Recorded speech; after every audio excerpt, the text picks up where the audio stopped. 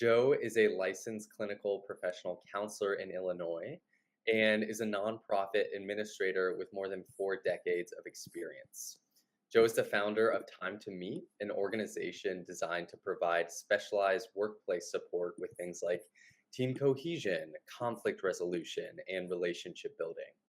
He also has a private practice as a psychotherapist and works with individuals and couples to navigate things like major life transitions, burnout, and anxiety, among many other issues.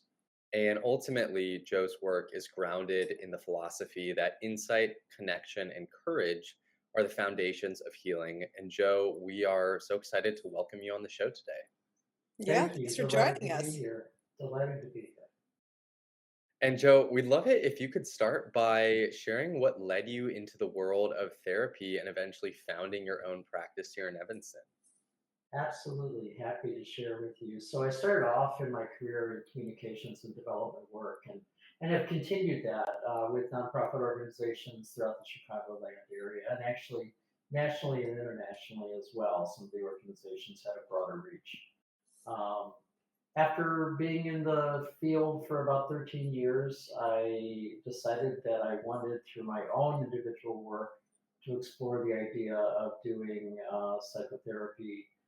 Initially, thought I wanted to do crisis management work, and then once I got into the field and I worked at a substance abuse and mental health hospital as an inpatient therapist, realized that I probably didn't want to do that work, especially knowing that I plan to adopt children, and so being able to have something that had a little bit more of a consistent schedule to it led me into the field. So continue to work full time in nonprofit administration, most recently with a behavioral health center in the Chicago area in a strategic planning and development role. And now I am just cultivating my practice, and I just recently joined a fundraising consulting firm as a consultant as well. Oh, So wow. still keeping my foot in both ponds, so to speak.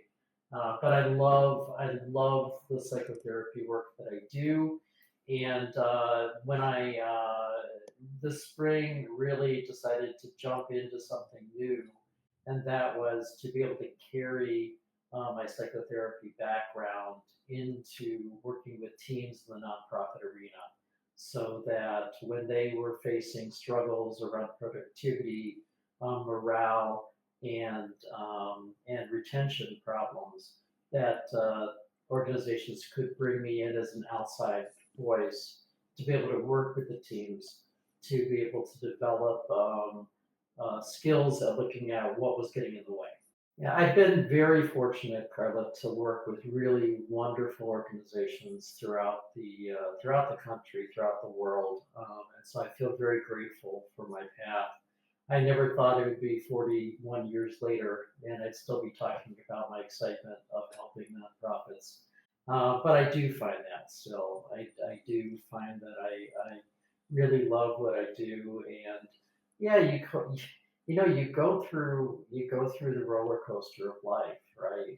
Where there are times when you fit so well with an organization, and then other times where it's just not necessarily a good fit, and you need to either move on or make a transition of some type. And so I feel very grateful that I've had the experiences that I've had, and so I work with a lot of people around addressing what's really underneath the emotions that they feel, what has led them to that place. Because I know myself, I've gone through that too. I've gone through Hmm. anger and disappointment and sadness, depression, anxiety around these different changes that I've gone through. I was just with my family a few months ago, and my brothers jokingly asked me if there was any organization that I've not worked with in the Chicago area. And, I was kind of like, this smart ass. The truth is that I have had a very different career path. In the fundraising field, for example, the average stay is about 18 months, Yeah. which is really sad because in 18 months you can hardly even get started sometimes in Right. terms of Hmm. bringing what you have to offer. to the organization. So Well, it takes a while to even get acclimated to the culture of a particular organization yes, and, really yes. get to know your colleagues where there's a sense they can trust you and you can trust them and you're working as a team. So, what are some of these hallmarks, though, of when it is time to move on? I find that there are two kinds of people: those who are afraid to grow, and so they jump Mhm, ship a lot. And mhm. then there are those who stay so long until it's unbearable, or maybe it remains unbearable for their entire Right. career. And I'm connecting with a lot of people throughout the country who are doing parts of the work that I'm doing, or in some cases, they are doing in their local area the same type of work.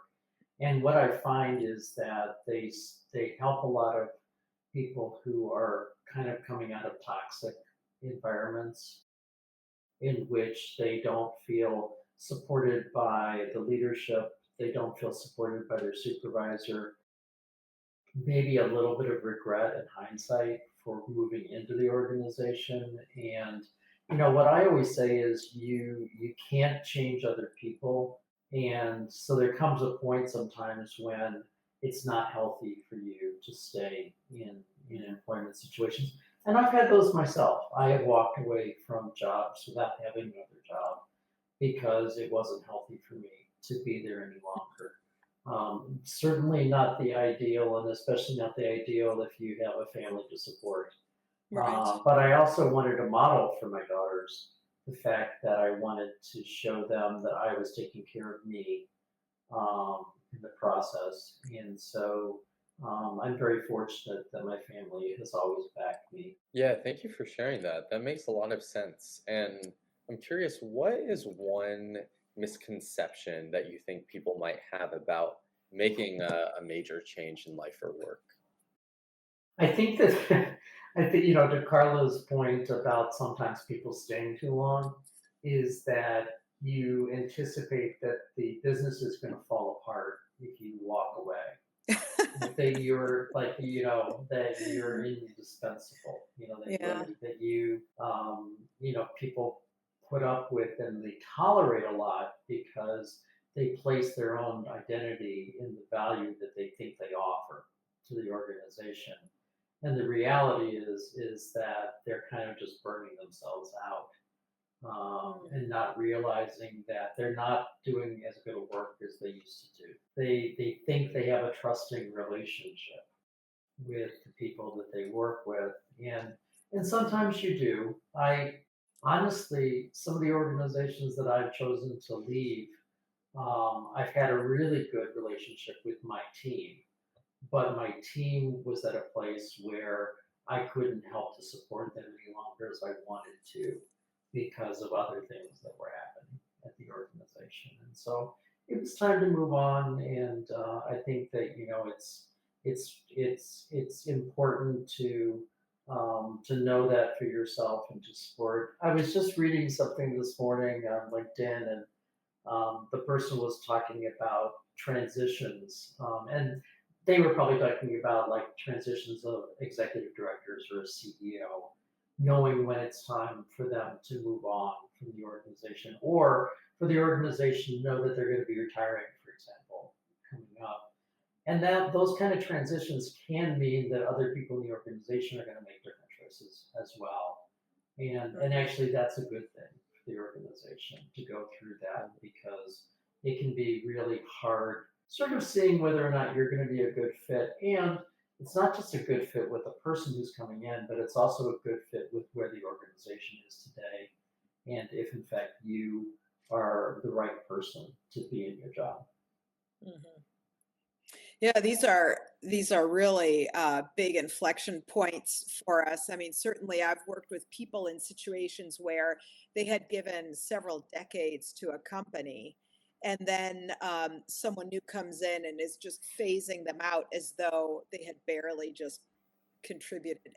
Sometimes it's leveraged in a way that they're unfairly moving somebody out, maybe uh, inauthentically putting them on a performance improvement plan.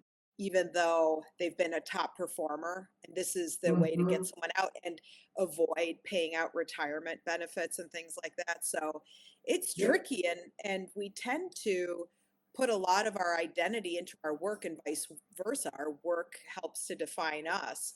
So I know in sports transitions, Yeah. injuries, certainly retirement, Mm. losing a spot on a team, they're very defining moments. Hmm. What kinds of similarities do you see in how people outside of the sports Hmm. experience these big life shifts? Yeah, it's funny. I was just talking to someone who worked for me decades ago, and I've stayed connected to her. Her whole department was outsourced. She'd been with different variations of these organizations that are all connected through one entity for 29 years and wasn't allowed back into her office to gather her personal belongings. Wow. 29 years. She's within 3 years of getting her full retirement benefits at the Yeah. organization that she's most recently been at. And this is where I feel as if, yes, you want to be loyal to your employer, but you also have to read the room and Right. determine whether your employer will be loyal to you. Hi everyone, what's your Everest? We all have a mountain we're trying to climb. My book here, What's Your Everest? How to Win in Sports, Career, and Life While Enjoying the Ascent, is here to help you with your journey to the top while enjoying the climb. It's written for both teens and adults who are looking to grow, push themselves, and believe bigger. It's available on Amazon. And if you find this book is helpful to you, even with one step up the mountain, I'd truly be grateful for your review. Keep climbing. You've got this. Mhm. It's a big loss. I had a situation where I worked for a nonprofit organization where I had been a beneficiary. So I had a both client relationship with them as well as being now, it was a development officer position that I had with them. And there was no consideration at all. They decided to eliminate my position and somebody else who was also in my position, two of us at the same time. And again, I was locked out of the organization. Wow. I was locked out of my computer, so I had access to nothing. Wow. And Yeah. I was in relationship with donors across the country. And so the donors would end up calling me on my cell number because they were told I wasn't there any longer. And, it's poor, it's really poor relationship management when a Oh, yeah. nonprofit does that. It's a poor relationship management when any business does it. Yeah. But I Yeah. think in the nonprofit arena where you're serving people, and even if they're people who are donors to you, who are wanting to see your organization do good things, it's a very foolish move that organizations make and people make in the way that they handle it. And I know that that is sort of the standard way the organizations deal with it now. It's the walk out the door kind of thing. But if it doesn't have to be that way because of security or whatever, it's much healthier. And I've had it much healthier way too. Mhm. And I think every organization I can truly say that I've worked for really does good work in the world. Um, but sometimes the people that are there are not necessarily carrying out the mission the way up. I know for myself when you're in the position where you feel like you're kind of being beaten down. Um, with regard to performance improvement plans, I think the mistake that a lot of employers make is the employer should be working as hard as the employees. Often it's the employer hasn't trained the person correctly, they've not addressed issues that have come up with the employee in a timely fashion. The idea of addressing everything with someone at their annual review is the worst thing I think you can do to someone in an employment situation. If you're not talking to people on an ongoing basis about what you're seeing with them and ways that you want to challenge them to become better in their Mm. job, you're not serving them well. And employers are responsible for serving their employees as much as being served by their employees. So with a performance improvement plan, unfortunately, they're normally written in such a way as like, we need to see this from you, employee, but there's nothing there that talks about what we're going to do to help you achieve that. Mhm. I had a situation years ago, employee that we had who worked under the manager who reported to me. We sat down with her and addressed the fact that she was really struggling. Partly was that things had changed. It was a new software that we were working with. And through that meeting, we identified what were the things that she felt she needed from us to succeed. And then we were able to spell back what benchmarks we needed to be able to see with her. Well, we worked with her, and she ended up being so thankful that we were willing to work with her, and she became one of the exemplar people in her position. So, often people see performance improvement plans as just a step before somebody is pushed out the door. They shouldn't be done that way. They should be done in such a way that we're going to do absolutely everything to help you succeed in this position, and we're going to get you there. It's to go back to the analogy with an athlete, right? Why would you not do everything possible with an athlete to make sure that you're supporting them in their healing and their retraining so that they can become an effective performer once again in their field, to get them to the place where they do fulfill what you need from them. The same is true for an employee. It takes a whole lot less in terms of money for organizations to be able to invest in the people that are already there. And that's with time to meet. That's what I'm trying to suggest to organizations is that the cost that they would have for having me come in to be able to retain good people, it can cost between 50 and 200% of someone's salary for Wow. lost time in training and hiring of somebody new. It can cost 5% of someone's salary to bring me in and to do work with a team. I've seen so many good people leave organizations because they didn't feel like they could get what they needed to succeed. And so one of the things that I think often exists in team meetings, for example, let's just talk about staff meetings, team meetings, is you'll walk into the room and immediately you feel the anxiety in the room. That people are upset about something that has happened, or they're anxious about something that's coming up, and they feel as if they're sitting there hearing rote reports, or they're being lambasted about how we have to get our numbers up or whatever. Instead of saying, what to your staff, what do you feel like is getting in the way? What do you think is getting in the way of working with other people here in our team, but beyond our team too? Beyond the silo of where we're sitting now, I don't think anybody comes to, well, I shouldn't say anybody. I think most people don't come to work just dying to get to the other end of their workday. They want to feel as if they're productive in some way, that they're Mhm. offering something that is of value that makes them feel good as a person. And so how are we as a manager, as an organization, as the leader of an organization? I think it is such a sign of strength for a leader to come into a meeting and say, I see this happening, can you help me to fix it? As opposed to, I'm going to come in and I'm going to tell you what we're going to do to fix it. Let's work as a team to do so. And then I'll carry my responsibility to make sure we have the resources that we need to do. We'll get the training if we need additional training to do so. Or we'll stop doing things that we're doing because maybe they're not effective.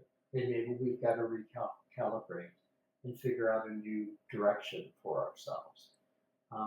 I've seen too many times in development operations, for example, fundraising operations, where you just do the same thing over and over every year. And you expect that because it was successful 5 years ago, you'll get back to that place of success. And you're not really looking and trying to be creative and figure out how you can readjust to the world as it is. You know, COVID did that for all of us, right? It gave us the opportunity to recognize that there are new ways that we may have to do old things. I had never had a Zoom session with a client prior to COVID. Right. And all of a sudden, we shifted into this world in which I was sitting doing this all day with folks, and I'm working with couples. I was doing groups during Yeah. COVID with up to 10 to 12 people in them and trying to navigate, who seems to be responding to who within these little squares. Yeah. Um, but we So much adapted. data is lost in that situation. Oh my God, yeah, In honestly. group therapy, like all the videos that you watch to learn, you're looking Right. at what the arms are doing, what the feet are doing, Oh, all the who's sitting things. next to whom, what choices Yep. How are they people are facing sitting in their them? chairs, right? Yeah. Who's sitting up straight and who's Right, like disengaged looking out the window. right. Right. Well, Yeah, all you that is do. lost, right? Yeah, you do lose a lot of that. And yet we adapted. I mean, the truth is that I came out of COVID with about 40 clients because like my practice had grown a lot because of the need during that time. And after about a year or so, I think it was in 24, I started asking people, I'm thinking about renting a space again. And while some of them lived too far away to travel to see me, well, a good third of the people that I was seeing were with an easy half-hour drive to Evanston, where I'm based. Not a single person wanted to come back. I did not take it personally. They didn't want to sit in the room with me. Perhaps I should have. And now I do have an office space, but it's all new people. None of my people that I see virtually have come back. Huh. And some of these That's Yeah. folks really I've worked interesting. with for years, but they're Yeah. very comfortable clicking in, clicking out. And so it's the nature of our work, right? That Yeah. we have to adapt to. And you have to do that in other fields too. I think it's a huge mistake. Companies that are now forcing people to come back into the office full time, because I think people have gotten very used to living their lives in other ways with more flexibility. Yeah, that totally makes sense. And another theme that I'd love to ask you about is confidence. I don't know what that was. Oh, why would you ask me that? What strategies would you recommend, like, to help them rebuild Yep. that sense of Yeah. self-belief? Well, sometimes it can literally be through some motivational interviewing, sort of asking them about things that they've led before and asking them to take me through a project where they felt like they did a really good job. I've even come on to sessions, I have to admit it, I've come on to sessions and I'd make up a problem and say, so, like, what would you do in my situation? Right. And it's amazing how people kind of sit up and they're engaged and they care about me because we have a therapeutic relationship. And so they feel like they want to step in. And then I'll turn it back to them and I'll say, okay, so, that could be a real situation. But what I was really doing was showing you that you're very resourceful.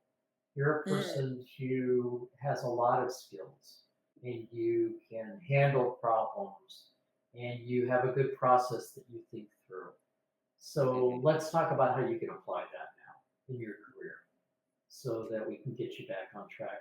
The other thing that a boss told me years ago, and so I have both physical pieces in a file, but I also now keep on email and stuff like that, applause documents. So I call it my applause file. And so when somebody compliments me that I have respect for something that I did well, I stick it in my applause file. Because wow. then and so now I have things that go back 41 years that I can go back to and I can recall how I've done a really good job on things. And I have I have accomplished a lot, and I have helped people, and I've raised money for great organizations. All those things that we kind of want to when we lay our head on the pillow at night, feel as if we're doing in a good way. And that's whether or not you're doing what I do in the nonprofit arena or with clients, or whether you're going to, a factory over in Skokie Boulevard in Skokie every day, and you're putting together pieces of machinery that is going to be used by somebody to be able to run their business. All of those things have value in our world, and all of them should be applauded. Yeah, yeah. I feel like a common thread in those techniques you mentioned was like turning someone's focus outward, to other people, Yeah, which can be such an effective mental tool. Like for example, your absolutely. applause folder, which I think is Yeah, a fantastic idea for any listeners.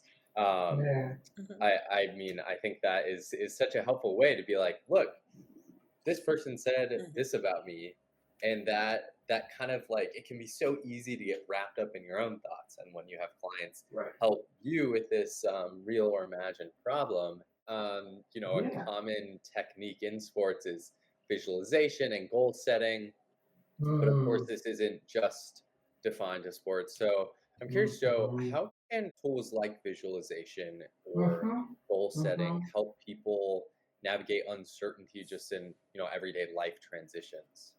Yeah, I think that, there are some great techniques. I work with a lot of people where I encourage them to employ different breathing techniques and meditation as well to be able to kind of calm down the brain and be in the present, because so much of what we do in our lives is focused on who have we been, and we don't take appreciation for who we are right now. And so I think that, being able to sort of visualize who you are.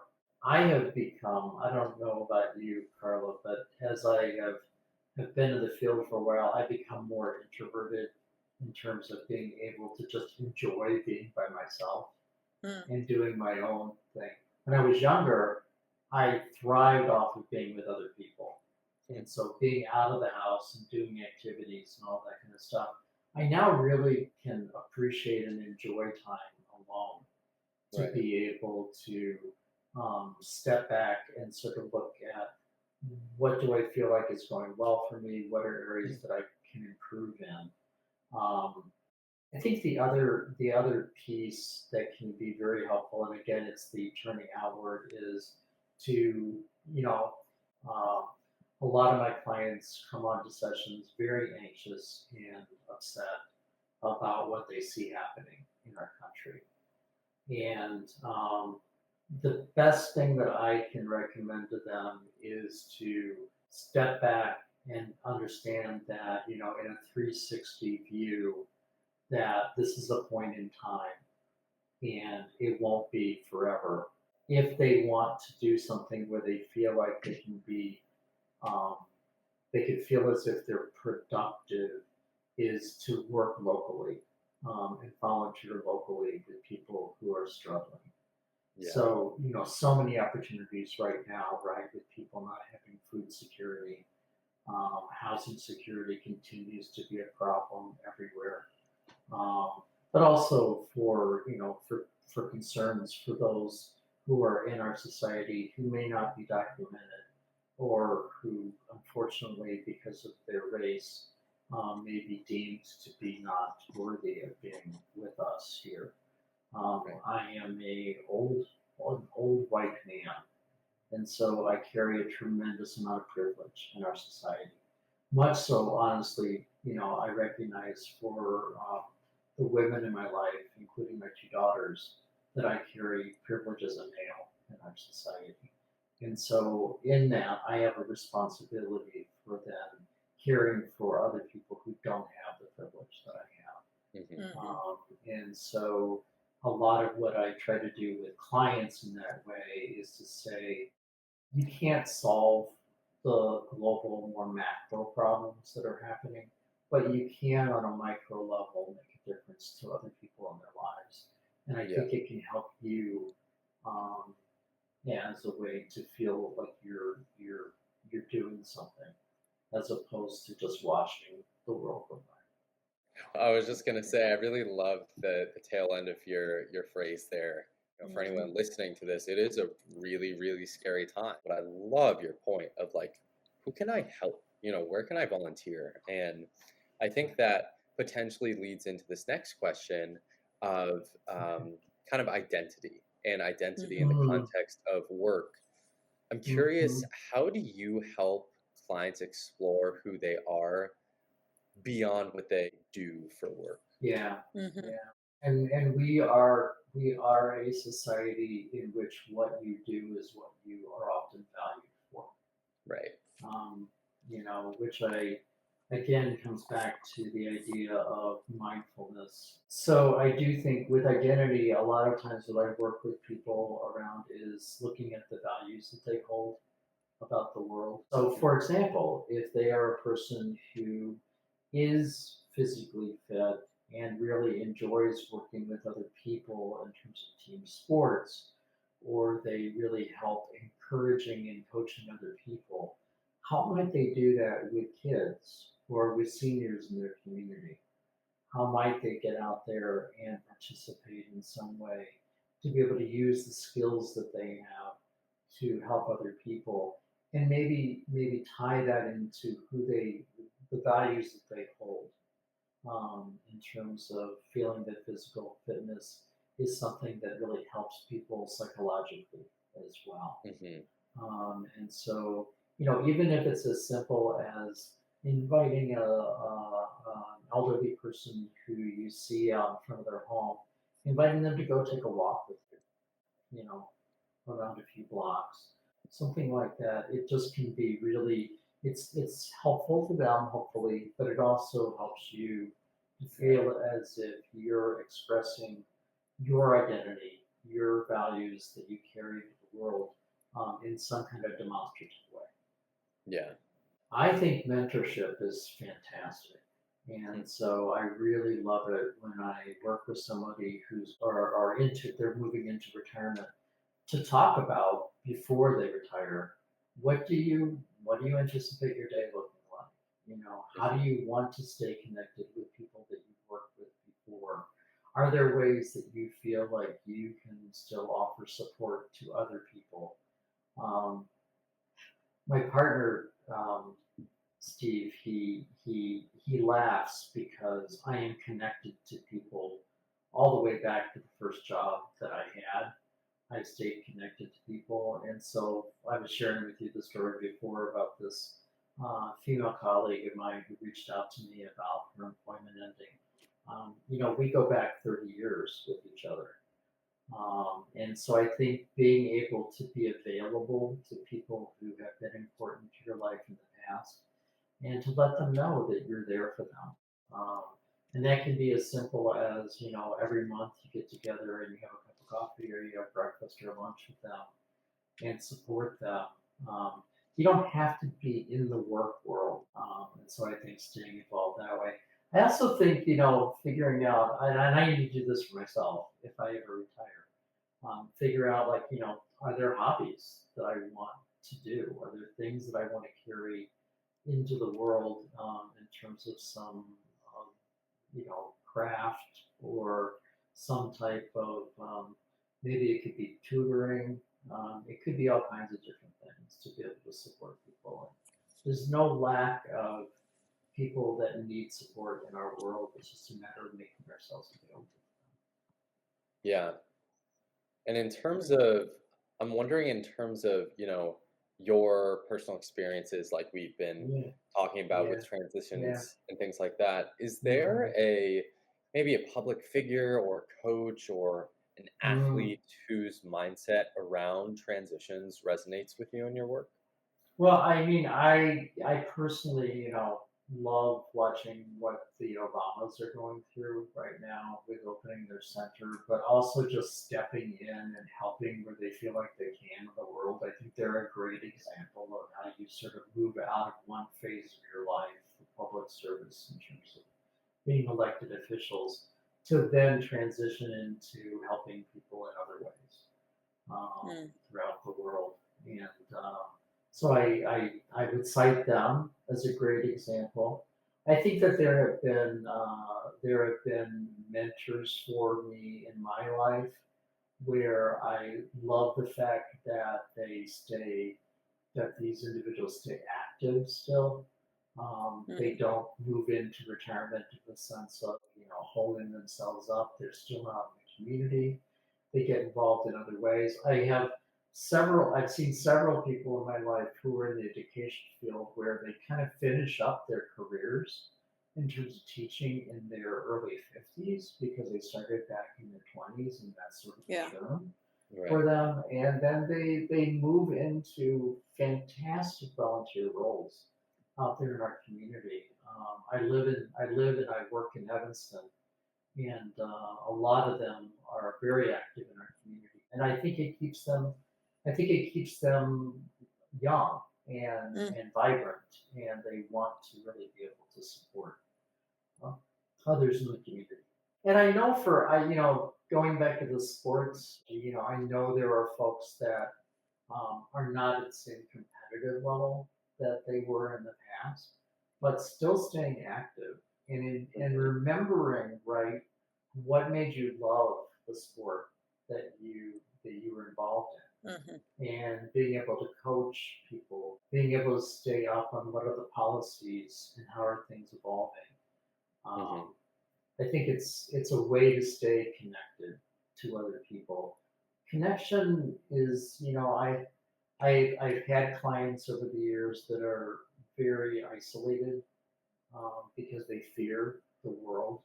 And so when they don't have to be out in the world or they don't take on new things, it's often because they fear that they're going to be hurt in some way by others. And yet, when I can encourage them to get out, other people, it really makes a world of difference for them. Yeah, Mm. that really makes sense. And kind of going off of that, Mhm. how would you personally define fulfillment? Oh gosh, um, the word richness comes to me, feeling as if I'm rich in many different ways.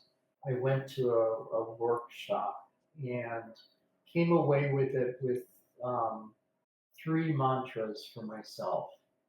And so I ask every morning in my meditation process that I welcome and encourage abundance in my life, that I bring and sustain balance in my life, and that I build and enjoy on, confidence in my life. Mm. So those are sort of my three mantras that I live by. I studied Reiki years ago, and so I went through the process of becoming, although I hate the title, let's call it Reiki Master. But it's a lead person in terms of Reiki, and so I still follow the belief structure of that about energy that I'm able to put out and to bring into my life. And so, I think in terms of your question, fulfillment for me is being able to look at, am I doing good things for other people in my life? Am I taking care of myself so that I can do those things? And am I educating myself on an ongoing basis? Mm. I So in the LCPC world, counseling world, and I'm sure probably in the psychology world as well, um, you have a certain number of CEUs that you have to have for your license renewal, right? And Yeah. so I was getting ready for my renewal was back in at the end of March, and so pulled out my file with all my certificates, right? To make sure that I had them in the different fields that I'm supposed to have education around. And I was like, I counted up to almost 100 hours that I had in the 2 years, as opposed to the 30 that I needed to have. But I know that that's because I love being very Mhm. eclectic in my field. I like touching on lots of different theories that are out there, things that are happening I truly believe we should be open to all things that seem to be helping other people and to learn about them. So I'm going through right now. I'm a student at Loyola because I'm getting my certificate in alcohol and drug counseling. But it's something I've wanted to do since I worked at a substance abuse inpatient unit. And just, this is the time that I'm able to do it through a grant that they have. Yeah. So I think, ongoing education. Steve and I laugh because he says, even when you retire, you're going to go to school, aren't you? I said, yeah, probably. So you're going to have to put up with me telling On you your what my deathbed, theory you'll is. have those certificates in your. Oh my God, I'll have my certificates. Yeah, I need to figure out when I can dump those. But yeah. So it's a wonderful experience to be with other people who are learning. So I have to tell you, the people in my class, most of them are between the ages of 20 and 24. Yeah. So And you have a I lot in common. absolutely, but I'm so encouraged by them. I think there are 24 of us in the class. And I'm so encouraged by them because they all really care about what they're doing, they care about the field. And so I just love that. I'm one of a few that have already got my master's. But it's really encouraging and lovely. And they've all treated me so nicely. So Mhm. the old white guy hanging out with one. Well, I mean, I certainly agree with you. I have a strong love of learning, and it's Yeah. amazing where you can get this learning and what it does for you. I mean, as an example with Liam, and you were earlier, you met Nathan briefly, like Yes. having an Yes. internship where you interact with Yeah. people who are active in school and the things that they're learning now, right? So you Yeah. just learn from that experience, and it's Yes. really amazing. It also is one thing that gives you purpose, and it's interesting, Yes. and it's something that you can share with people when you've Mm-hmm. read something new. So Mm-hmm. it's really an incredible thing. But you talked about the CADC that you're working towards. Yes. I Yes. was going to ask you, what's your Everest? So Oh, you're going to have to answer with something else since you've already talked about it. I've blown that, huh? Blown it, I yeah. think Can't I use it think again. I think my Everest might be to go back and get a doctorate of some type Oh in my wow. retirement years. Steve's not around right now, so I can say that.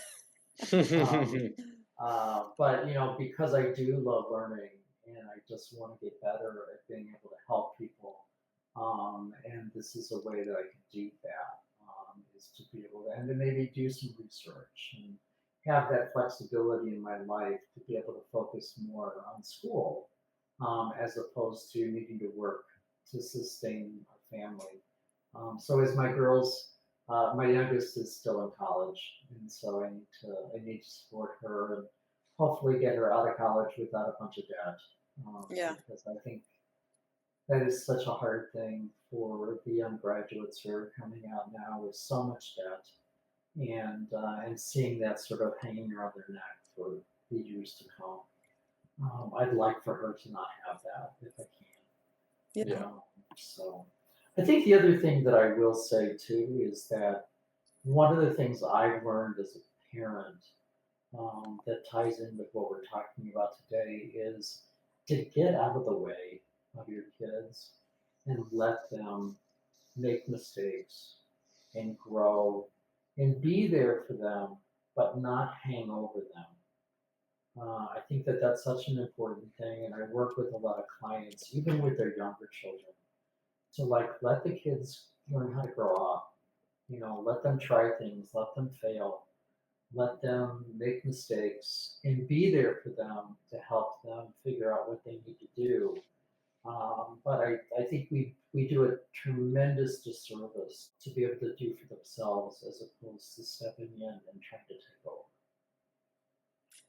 Yeah, very important advice. Well, thank you so much, Joe. It's been so wonderful having you on the show. Thank I really you. appreciate your time. It's been Absolutely. Please illuminating. call on me again. You were both just delightful to be with. So, Yeah, thank you so much for joining us, Joe. Yeah, Really appreciate your all time. right. Take good care. you too. You Bye-bye. too. Bye-bye. Bye.